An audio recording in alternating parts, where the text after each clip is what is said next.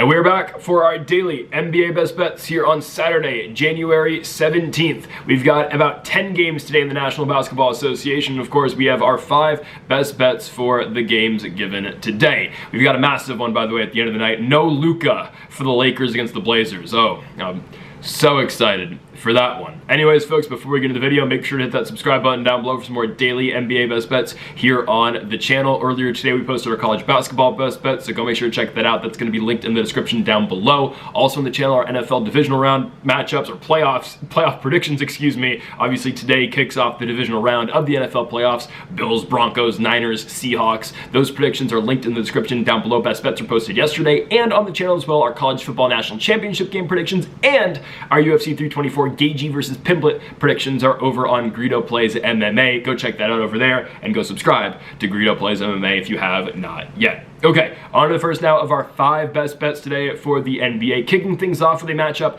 in Dallas, Texas between the Utah Jazz and the Dallas Mavericks. Guys, I'm going to continue to fade the Utah Jazz. Okay, the Utah Jazz are being punished for winning basketball games, because that's not what's supposed to happen in Utah, okay? It's supposed to be a tank every single year. The players are not supposed to win basketball games, and it's the most obvious, it's the most obvious, I don't want to call it point shaving, because it's not, because the teams are, the players are trying. The team in the front office isn't trying. I mean, we keep talking about it, but it is the absolute truth. The Utah Jazz are the most pathetic organization currently in the NBA, but you know what? I will admit, I respect it, because they have a plan. The Utah Jazz still believe that the draft lottery is not rigged, right? They think that they can actually go out and get AJ DeBonsta this year. They believe they can keep DeBonsta in the state of Utah. They think they can get Darren Peterson, a Cameron Boozer, a Caleb Wilson. No, get ready to have the 9th pick and get excited for it, because the NBA is not going to reward the Jazz for this nonsense, because again, it is the most obvious tanking I've ever seen. Now, in terms of today's game, as they play the Dallas Mavericks, again, who makes these schedules? These two teams just played 2 days ago, but we saw the result of the game 2 days ago, and the Mavericks were at the biggest disadvantage possible 2 days ago against the Utah Jazz, and they still won. They still found a way, second night of a back-to-back after losing to the Denver Nuggets, they still find a way to beat the Utah Jazz, and they still win it by 20 plus points. The fact that they were underdogs in that game was unbelievable. We saw it at the time. We took Dallas, and of course we had it. Now, Lauri Markkanen, and this is Utah Jazz basketball, Lauri Markkanen's still sick. I mean, he's been sick now for about a week. I mean, I'm sure, like, this illness is really bad, but is he actually sick? Or is this just Utah Jazz propaganda, and they want to make sure, is he... Lauri Markkanen caught the, oh, he's actually too good for our team sickness, because they don't want to win basketball games. Lauri Markkanen out today with an illness. Who knows if he's actually sick or not? Whatever, who cares? That's another big factor with the Jazz tonight. Obviously, that last Jazz-Mavericks game, we took the Mavs, knowing Cooper Flagg wasn't playing, knowing the Mavs' 5 best players were not going to be on the court. Kyrie Irving, Anthony Davis, Daniel Gafford, Derek Lively, and Cooper Flagg all did not play that basketball game. Obviously, we know Kyrie and Lively and AD are out for the foreseeable future, but yet we still took Dallas. And there was a reason for that, because the Jazz are trying to lose. Regardless, we took Dallas, and they won. Tonight, they aren't getting much healthier, I'll say that. Gafford, doubtful. Cooper Flagg, doubtful. PJ Washington and Max Christie, both probable, so, it is what it is on that front. But Utah still does not get Lauri Markkanen back. Obviously, you are getting these young players who are over, and, they're overperforming their expectations this season. I'm talking about Keontae George, who's a borderline all-star, and if he didn't play in Salt Lake City, Utah, he'd be an all-star, and he would be getting national recognition. But unfortunately for him, again, he plays in Salt Lake City, Utah. And how about Bryce Sensabaugh, who's been tremendous this season off the bench for the Jazz, especially in this last 10-game run. I've been high on Sensabaugh for a very long time. He's been phenomenal. But again, for the Jazz tonight, no Lauri Markkanen, and that's just for now. Again, we don't know if there's going to be a random illness that's going to hit Keontae George 20 minutes before the game. We don't know if Bryce Sensabaugh, Danny Ainge or someone in, someone in the Jazz, organization, a trainer is going to, whack Bryce Sensabaugh in the back of the knee and tell him, oh, you're hurt, don't play today. I mean, you just don't know what the Utah Jazz are going to cook up. I mean, they might start Kevin Love for all we know, because they're purposely not trying to win. Because for Utah, again, hey, only being 4 games out of the play-in, that's not enough. enough. No. You need to be 20 games, 10 games out of the play-in to satisfy what's going on in the front office for the Utah Jazz. Dallas, believe it or not, only 2 games out of the play-in. Shout out to the Los Angeles Clippers. They keep winning. They look like a different team. Ty Lue, Steve Ballmer putting a lot of pressure on themselves and their team to start winning, and they do absolutely that. So good on the Clippers for finding their way back into the play-in. They're going to be in a play-in team. Obviously, the Grizzlies, unfortunately, how high I've been on that team, they're not going to stick around in that play-in spot. I think we know the 10 best teams in the Western Conference. They are OKC, San Antonio, Denver, Minnesota, Houston, Los Angeles Lakers, Suns, Warriors, Blazers, and the Los Angeles Clippers. What are the order of all that? I don't know. I mean, hey, I feel like the Lakers are the worst team out of those 10 right now, but what do I know? Anyways, I'm going to take the Mavericks tonight. I think it's an easy spot for them. I mean, all of their listed and projected starters right now are game time decisions, except for Najee Marshall. Cooper Fly, game time decision, not going to play though, I'll tell you that. Max Christie, game time decision, will play, he's probable. PJ Washington, game time decision, he's going to play, he's probable. Gafford, at GTD, not going to play, doubtful. But again, you're going to get likely Ryan Nembhard, Max Christie, Najee Marshall, PJ Washington, and then, I don't know, it's probably be Dwight Powell. But still, hey, they beat Utah last time. Why wouldn't they do it again? And this is, I always harp on this too, but it's the absolute truth. Why does the NBA insist on giving us the same 2 teams playing each other in back-to-back games in the same location? If one game was played in Utah and one game was played in Dallas, I wouldn't have an argument. I wouldn't have an issue with it. Why are these 2 teams playing back-to-back games in Dallas? The fans don't want that. The teams don't want that, but yet here we are. So I'm going to go the Mavericks. I mean, usually in these spots, when you see a first game be a blowout, the second one's not any different in terms of who the winner of the game is. We do need the Mavs to cover 4 points, but I do believe they'll do so. Mavericks -4, even without, yes, their top 5 players. I'm still taking the Mavs to do it, -4 at home from Dallas. On now to our second best bet of the video. We look to our first player prop of the day, and we go to a matchup over in Madison Square Garden in New York, as we've got the Phoenix Suns going on the road to take on those Knicks. But we're not looking at a spread. We're looking at a player prop. Miles McBride, Deuce McBride, under 12.5 points. Perfect sell high spot for Deuce McBride after a 25-point performance over in San Francisco against the Golden State Warriors. McBride scores 25 points in 37 minutes on pretty effective, efficient scoring and shooting, 9 of 16 from the field, 6 of 12 from the 3-point line. There's a very big reason why Deuce McBride did all of that. Jalen Brunson did not play. I am very well expecting Brunson to play today. I would say, make sure you know for a fact Brunson's not playing before you bet this, because by the off chance Brunson does not play, he is considered questionable today, but all the books have Brunson listed, and everything that I'm seeing, speculates and tells me that Brunson will play. The only reason he did not play against Golden State is because the Knicks had played the night before against Sacramento, which they lost to the Kings, who, by the way, the Kings continued to win. Shout out to them last night, blowing out the Wizards and covering for us. But the Knicks lose both of those games in NorCal, again, to Golden State and to Sacramento. So, by the way, the Knicks keep losing. I mean, guys, I know Boston hasn't played well, but I mean, our Eastern Conference champions this season, which we might have more on in a couple minutes here, continue to find themselves as the number 2 seed. I'm telling you, keep trying to, if you can, bet on Celtics to win the East right now. They are going to be a completely different team when Jason Tatum comes back, and when they actually make some moves and decide and realize, oh wait, we're the 2 seed in what was supposed to be a throwaway year. We actually have a chance to go to the NBA Finals. Again, I'll keep harping on that Boston pick for some time, and hold on, we're going to have more on them later. But anyways, New York continues to find ways to lose. This is just not that good of a team. I'm telling you, they're not going to show up in the postseason. Will they win at home here against Phoenix? Yeah, likely, but that doesn't matter to us. We don't care about the final result of this game. The biggest injury, again, on the report today is Jalen Brunson, who is questionable with an ankle injury. I believe he's going to play, and all the books have Brunson listed, but again, make sure you know if he's playing or not before you bet on Deuce McBride, because I don't think the Deuce McBride line changes if Brunson is cleared to play and is marked as active. It's not going to change. I believe Deuce's line is legitimately 12.5 points, and I'll get more into McBride specifics and what he's done the last couple of games in a second, but that line's not moving. What will move, though, obviously, if Brunson does not play, then Deuce enters the starting lineup like he did in San Francisco, and obviously that big McBride stat line we just talked about, 25, 3 and 6 on 9 of 16 shooting and 6 of 12 from beyond the arc, is because of the fact Jalen Brunson's not on the court and Brunson's not playing. With Brunson back in the starting lineup, we expect to see Miles McBride only put up 28 minutes. I mean, that's kind of what we saw out of him in Sacramento.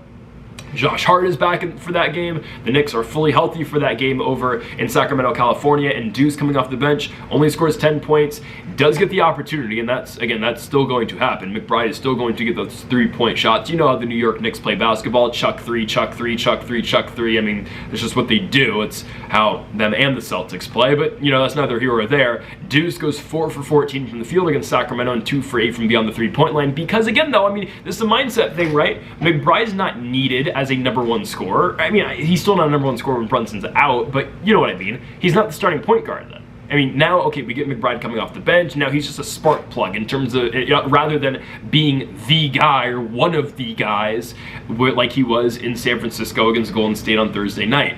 So with Brunson, pretty clearly back in the lineup tonight. Again, we just have to make sure that he is, but I believe he's going to be. I don't think we see nearly the same production out of Miles McBride, and I do believe we're going to get the under 12.5 tonight. McBride has been averaging 15.5 points in the month. You got to consider, though, beyond the Jalen Brunson injury, there's been other injuries to this team. There's been Josh Hart. Again, there's been some banged up games for Bridges and whatnot. Again, I think Bridges plays every single game.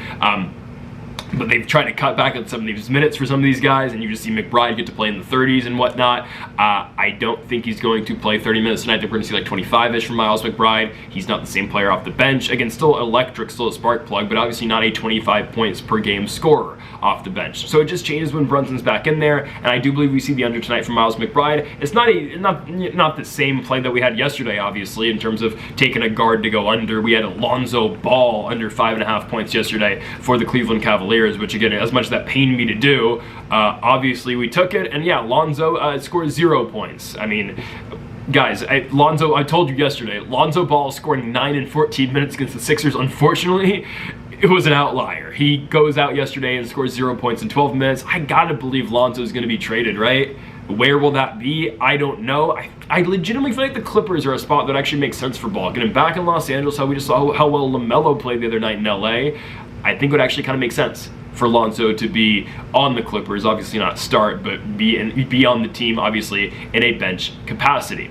Regardless, we move on now to our third best bet of the video as we go on to a game over in Atlanta, Georgia, between the Boston Celtics and the Atlanta Hawks. You knew it was coming. I gotta take the Boston Celtics to win this one and cover 3.5 points. The Celtics comeback the other night in Miami was absolutely massive because this is a team that has struggled, and I've pointed this out too, as ever since I started campaigning for the Celtics and started to really root's the wrong word, but honestly it is though. I mean, unfortunately I'm put in a position where I kind of have to cheer for the Celtics because, well, we have money on them winning the East. But ever since I did stake that claim that Boston was going to go out there and win the Eastern Conference, and I firmly believe that, they had struggled, right? They go out and lose to Denver, they beat Toronto, but then lose back-to-back games to San Antonio and the Indiana Pacers. But that come from behind win against the Miami Heat was absolutely massive. And how about Anfernee Simons off the bench with 39 points for the Boston Celtics? Again, the Celtics are down for the most part. They are trailing by 15 at one point. They go on a huge run basically to close that game and into the fourth quarter.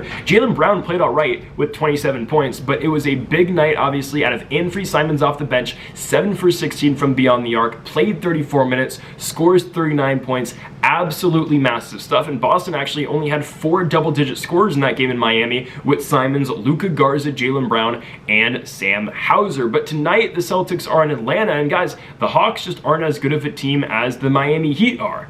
I mean, that's just the truth. Atlanta, 9 seed, Miami, 8 seed. I understand, again, the Eastern Conference playing pals every single year with Miami, Atlanta, and Chicago. But I do believe this is a really good spot for the Boston Celtics. This is a team that is now starting to gain momentum. They felt like they got screwed in back-to-back games against the San Antonio Spurs and the Indiana Pacers. The San Antonio game, right, they did not feel like they got the right amount of calls. Jaylen Brown says, I'm going to take the fine, but, I think it's very clear we were on the wrong side of a lot of calls tonight. And I think he was, I mean, honestly, I think he was right. Obviously, the NBA does not allow you to say stuff like that. But regardless, next game against Indiana, we've already talked about it, right? But the Joe Mazzulla press conference on the Pascal Siakam illegal screen, was it illegal? Was it not? It was. And Mazzulla then proceeds to answer every single one of his press conference questions with the same 2 words: illegal screen, illegal screen, illegal screen. But regardless, right? Boston now gets this game with the Atlanta Hawks, and I think they're going to win.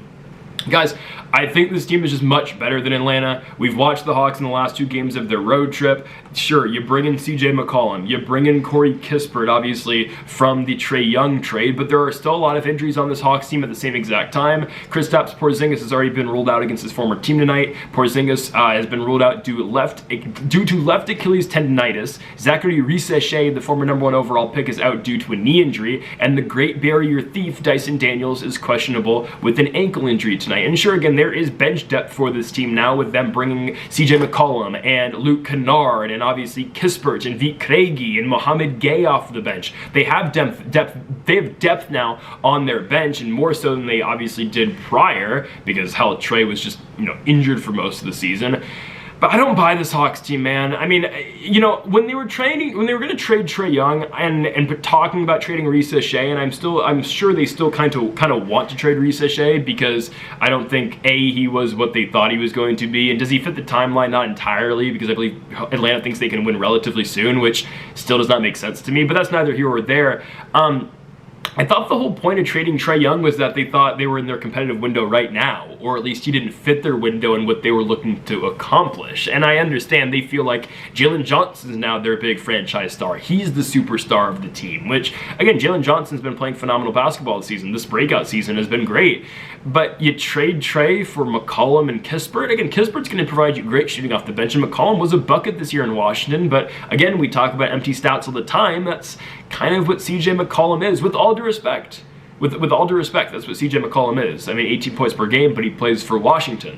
And he hasn't played much already for the Hawks, and he has averaged 19 points per game, but are these meaningful points for them? I mean, I guess so. I think McCollum's actually played fairly well. We'll just see, though. Does he really fit in with the Hawks? I am not sold just yet. But more so in Atlanta, right? We talk about how bad the Los Angeles Lakers are, and I harp on this all the time. And trust me, I'm allowed to talk about the Lakers because I watch this team every single day. I'm a fan of the Lakers, and it pisses me off, right?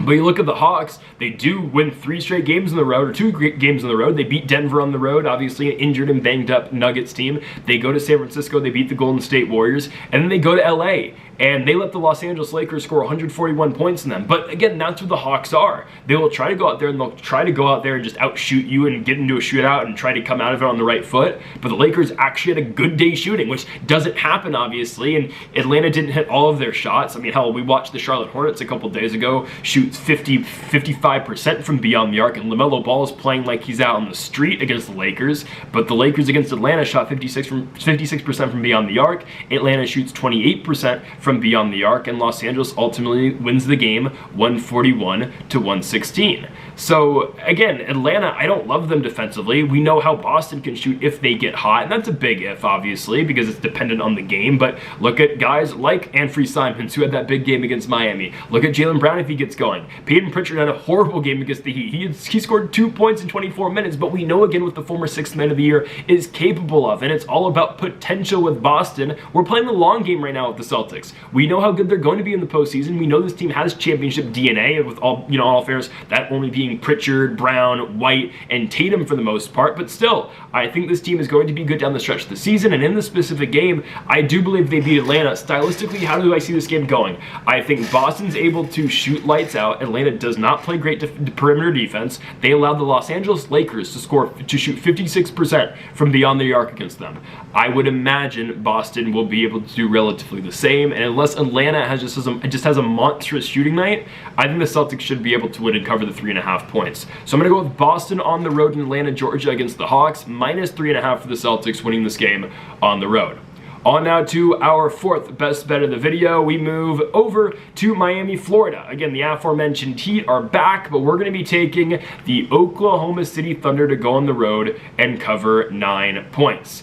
I like the Thunder here. I mean, again, you don't need me to tell you how good the Thunder are. I'm not going to go on my very long, ramble about how great OKC is, but I will say this, and we took the Thunder in their last game against the Houston Rockets, and there was a reason to that, obviously, right? I, for one, gave in against the Spurs. I said, you know what? I think this line's too much. I like the Thunder quite a bit. You know how much I think, how highly I think of Shai Gilgeous-Alexander, but I was like, you know what? I'm going to take San Antonio. The Spurs had played phenomenally well this season against OKC, and 8 points, I think they should be able to cover that. No, obviously, right? OKC dominates the basketball game. They win by 21, and right there, that was the game, and I did it right after. I put a boatload of money on OKC to win the NBA championship because that was the one obstacle and that was the one hurdle they needed to get over, and they finally did it. That was their big hurdle, was San Antonio, and they beat him by 21 points. So what do they do after? They go to Houston, they play Kevin Durant and the Rockets, and they blow them out. They beat him by 20 points. Again, momentum has now been built for OKC. Shai Gilgeous-Alexander barely hits his 20-point mark, obviously, as he's chasing down the record for most consecutive 20-point games. SGA scores 20 on the dot against Houston as the Thunder win the game 111-91. Again, momentum is the biggest thing imaginable in the NBA, and that's what the Thunder have. They have recovered from losing 2 games in a row. I know that sounds crazy. Oh, they lost 2 games. I mean, any other team in the league, oh, so what? You lost 2 in a row. OKC loses to Phoenix. They lose to Charlotte in back-to-back nights, and now the world is burning for them. The world's crashing down. Well, hell, OKC since has won 5 consecutive games, and you know what? The kick in the ass, that's what was needed for the Thunder. You go and play Utah in overtime. Shai has hit a game-tying midi to send the game into overtime. They ended up winning in OT against Bryce Sensabaugh and the Jazz. They have to win without Shai in Memphis. They get it done with the J-Dub-led comeback, and now 3 consecutive victories against Miami, San Antonio, and Houston leads them to this matchup now on the road in Miami against the Heat. Okay, so we just saw this game on Sunday, and OKC won by 12 points. SGA scores 29 points. It was the first game back for Shai after a 1-game hiatus, obviously, or 1-game rest against the Memphis Grizzlies. But it was a game won by OKC, you know, with a relative ease, winning it by 12 points. It was a competitive first half, and Miami actually went at halftime up by 5. But then the third quarter, Thunder happened. OKC outscores Miami by 13 points in the third quarter, ultimately propelling them to victory.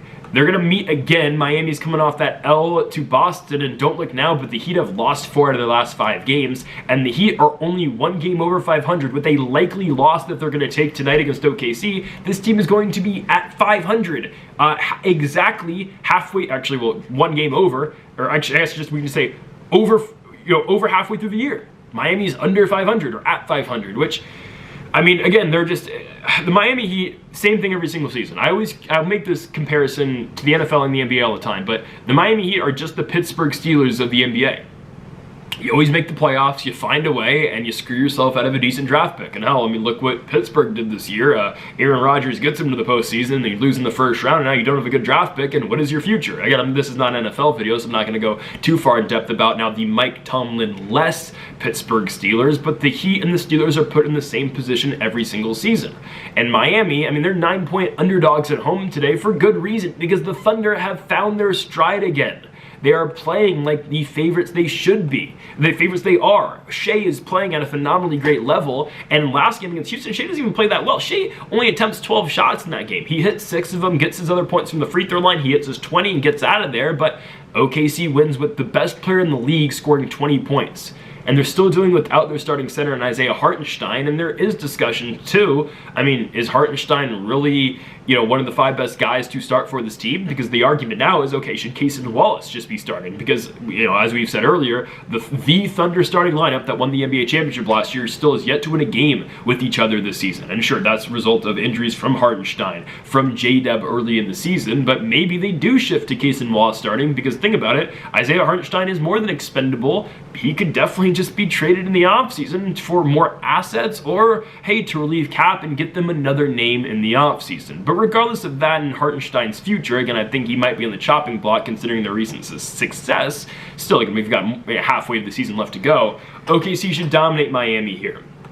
We know what this team does to, I don't want to say poor opposition, because Miami's not a poor team, but we know what they do to teams in general. A focused OKC team, and I'm telling you, those 2 losses is exactly what they needed, because they have been just locked in ever since. It is what it is. You lose to Charlotte, who, hey, it happens to the best of us, right? Losing to Charlotte, Lakers, Thunder, hey, only the best teams in the league, right? Lose to the Charlotte Hornets. Only the absolute best teams lose to the Charlotte Hornets. Losing in Phoenix on the road, again, it is what it is. It happens. OKC loses back-to-back games. They've now won 5 in a row. They've looked more than locked in since, and they should be able to go into Miami and dominate this Heat team that has now lost 4 out of 5 against Minnesota, Indiana, OKC, Boston, only victory in there against the Phoenix Suns. So absolutely, I'm going with the Thunder. Miami tonight, potentially without Tyler Hero, questionable with a toe and rib injury. Davion Mitchell out with a shoulder injury. Jaime Jaquez out with a knee injury as well. So yes, give me OKC on the road, -9. I'm telling you, you, man, NBA Finals this season, Thunder versus Celtics, Thunder in 5. On now to our final best bet of the video, we move to the Moda Center over in the Rose Garden, at the Rose Garden in Portland, Oregon, as the Los Angeles Lakers go on the road to take on the Portland Trailblazers. And you know what we're not doing today? That's taking the Lakers to win a basketball game. Oh, hell no. We are instead going with a player prop, and I'll tell you this, the original player prop I wanted tonight, and this is not a joke, and this is not satire, because I honestly believe this, and I'll tell you my little spiel in a second here, I wanted to go Bronny James tonight. I'm not joking. I wanted Bronny James over on points, whatever that line may be. Don't forget, he had a really great game, or a decent enough game in Game 82 last year in Portland, and which was a meaningless game for Los Angeles because they had already locked up the 3 seed. But I wanted to go Bronny James over tonight. I really think it's a great spot for him, especially with Luka not playing. I understand Bronny's not going to start, but Bronny should sniff minutes. Luka out with the groin injury this game. I assume they're just going to start Gabe Vincent. Oh, I'm so excited for that. Or they start both LaRavia and Hachimura, and then they go Marcus Smart, Rui Hachimura, Jake LaRavia, LeBron James, and DeAndre Ayton. Oh my goodness. This is going to be a nasty game from Los Angeles. I don't think they beat the Blazers. I can't. As much as I want to say, oh, the Lakers can go into Portland and win, I cannot tell you that with a straight face. Deni Avdija not playing, though. Maybe they can win this game, but I mean, I have a feeling that they're just going to get cooked by Caleb Love and Shaedon Sharpe all game long.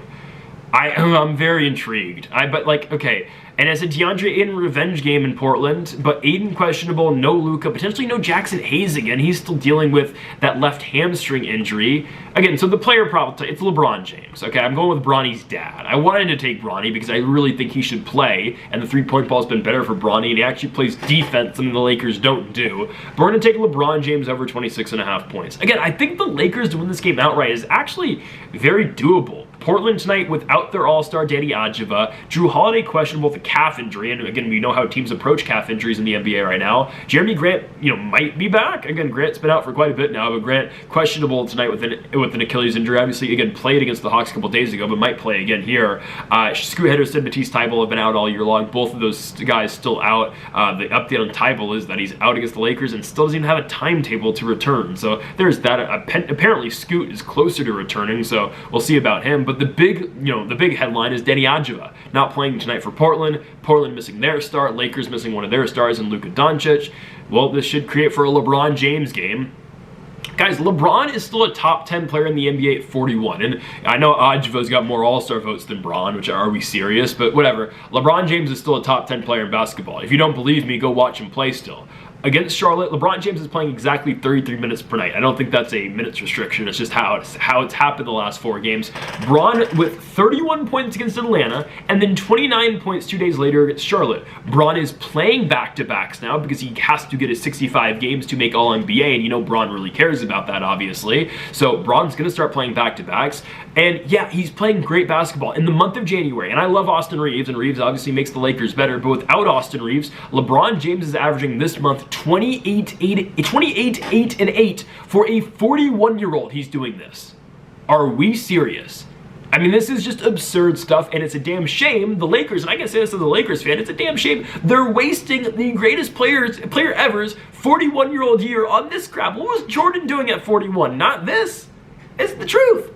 So it's a damn shame. But regardless, we're taking LeBron over 26.5 points tonight. Who else is scoring for the Lakers? Guys, and this is why, as much as I want to go Lakers money line tonight, because Avdija is not playing, because of all the injuries, who the hell else is going to score other than Bron? I'm telling you, that's why we need Bronny to play tonight. I'm serious. Put Bronny and Bron on the court at the same time.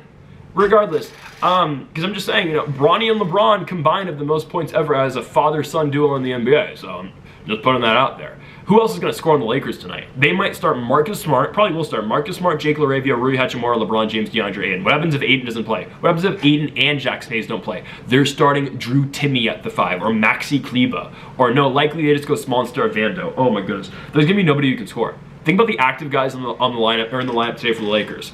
Marcus Smart can't score. Hachimura, sure.